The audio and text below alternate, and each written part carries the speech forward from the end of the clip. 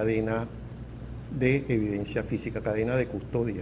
Está relacionado con el francés criminalista Edmundo Locard. Este criminalista, abogado, profesor de criminalística, médico forense, creó un laboratorio criminalístico en el año 1910. Él vivió hasta 1966, desde 1877 a 1966. Fue el primero que comenzó a hablar sobre el intercambio de evidencia que se produce cuando una persona visita un sitio. Entonces él decía que cuando el delincuente o el criminal, en su paso por la escena del crimen, deja algo de sí en la escena del crimen y recoge algo de la escena del crimen, haciendo entonces o produciéndose el intercambio.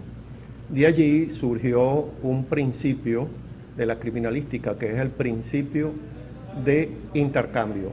El principio de intercambio, como se suele expresar, indica que cuando dos objetos se ponen en contacto, la parte material de uno se transfiere al otro y el otro también deja en el contiguo rastros de sí.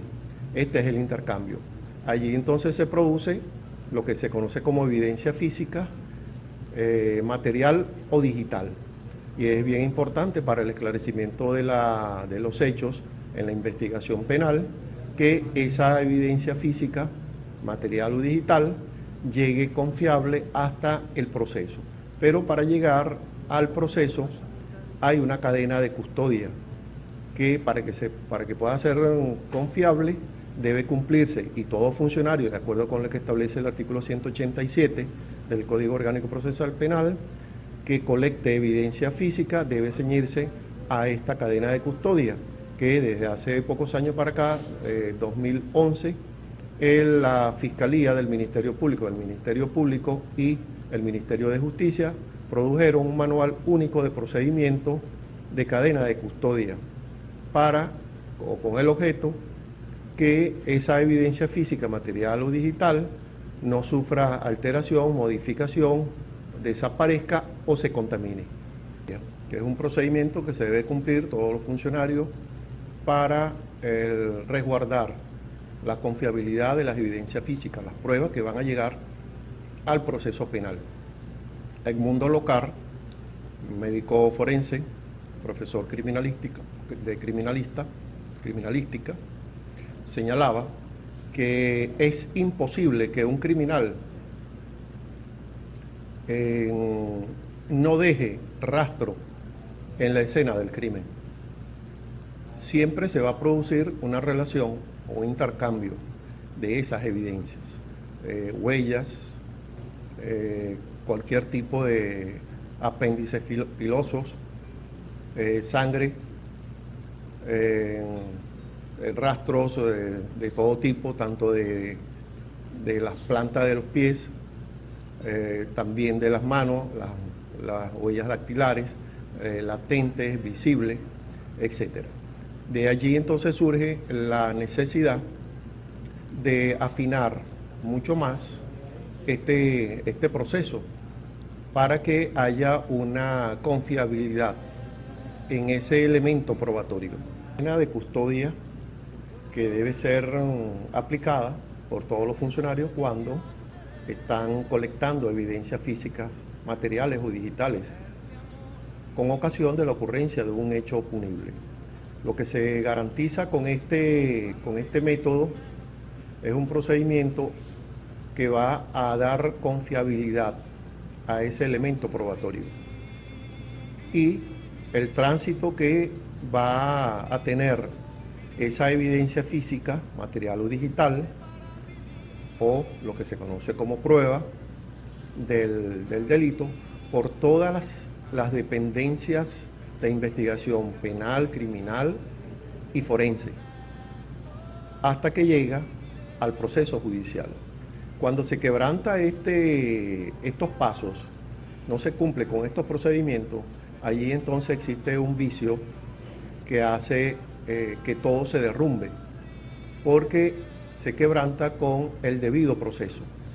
Y los casos que son formulados por los abogados defensores en audiencia de presentación o en audiencia preliminar o audiencia de juicio o en el juicio propiamente dicho, esto puede dar entonces a la libertad de las personas porque no se cumplió con el debido proceso.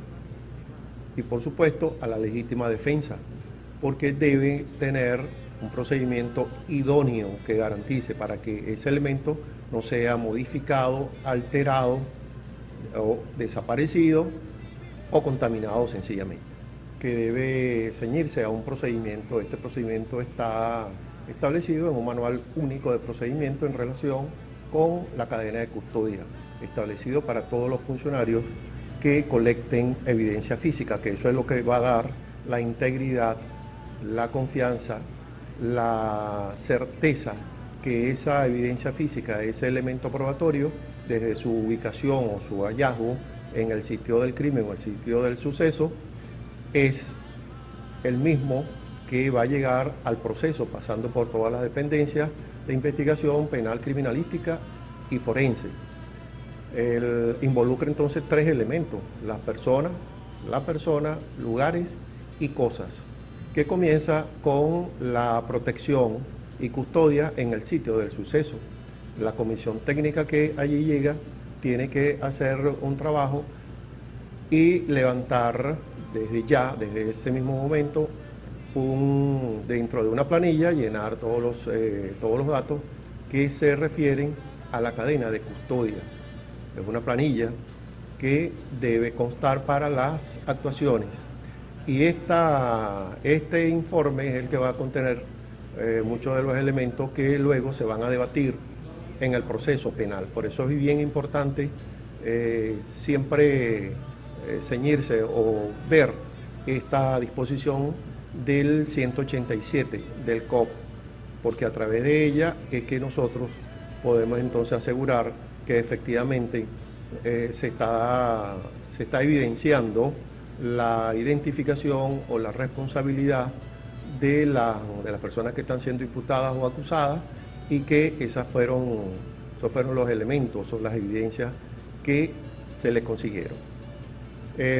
Lo fundamental entonces de esto es que esta cadena de custodia va a garantizar la integridad de esa prueba. Y esto entonces está relacionado con la licitud también, la licitud de la prueba, la legalidad de la prueba y la pertinencia de ella. Aquí entonces nosotros los que están en el juicio penal, en la audiencia, toman todas estas características para hacer su fundamentación, su defensa, tanto por parte del acusador, que en este caso sería el Estado a través del Ministerio Público, o el acusador privado, si se trata de delitos de acción privada, o el defensor de la víctima, o el defensor del imputado, para ejercer argumentar todo lo que sea conveniente en relación. Se señala en la doctrina que la cadena de custodia tiene que comenzar desde el mismo momento del hallazgo. Una vez que estamos en presencia del lugar de los hechos o la escena del crimen, como se le conoce, debe haber una protección, una custodia de ese lugar. Inmediatamente viene la inspección técnica para la fijación del lugar, fotográfica, digital o por cualquier otro medio, el embalaje de las huellas o muestras, luego el etiquetaje de cada una de estos elementos, huellas, muestras, evidencia física o material, y el traslado para los laboratorios correspondientes. para su análisis. Y luego el aporte que llega a los juicios. Todo ello debe estar contenido en esa planilla para la cadena de custodia. Tanto las personas que participaron en esa cadena, los funcionarios que participaron, los que hicieron el hallazgo de ese elemento o de esa prueba, el que recibió ese elemento, esa evidencia física, material o digital, hasta el que hizo el traslado en los distintos momentos. Todos estos pasos deben estar contenidos.